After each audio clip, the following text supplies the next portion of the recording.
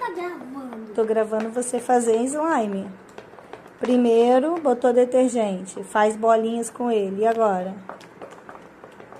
Agora Tem que fazer mais? Misturando. Agora eu tô misturando. E depois a gente vai colocar essa cola. Tudo isso? Aham. Então, beleza. E depois que a gente colocar essa cola, a gente vai misturar mais uma vez. E vai fazer essa receitinha. Colocar água borboricada aqui.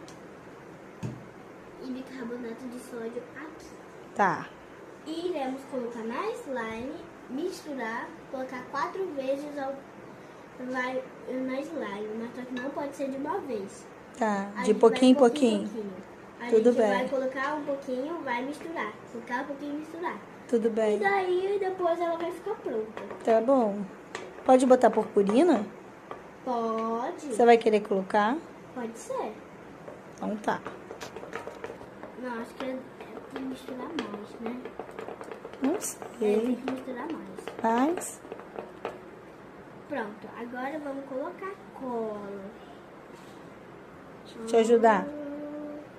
Toda a cola, toda. Aperte. Deixa eu ver uma coisa. Pronto, vai. Tá, gente, colocar aqui cola. Ó, coloquei cola. Toda a cola, né? Toda a cola. E aí agora a gente só vai misturar mais um pouquinho. Tá duro? Um pouquinho, né? Pesado? Um pouquinho pesado. Então vai.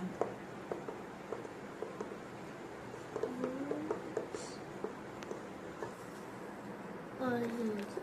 Vai. Agora vai botar aí? Só de pouquinho em pouquinho? A gente vai usar essa colher aqui.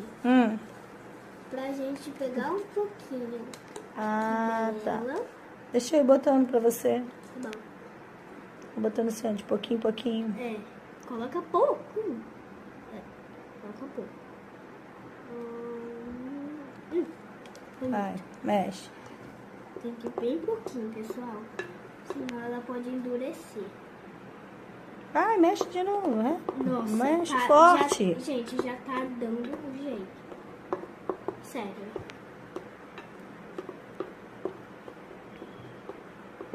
Mais um pouquinho?